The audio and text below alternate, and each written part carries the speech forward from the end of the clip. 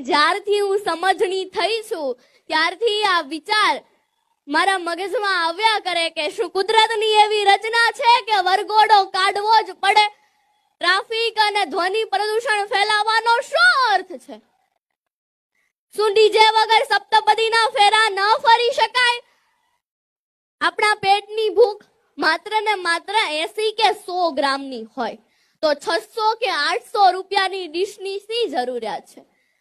નવયુગલોની પ્રીત તો પાલવડે બંધાય છે તો ચોરીનો માળો લાખોમાં કેમ લખાય છે?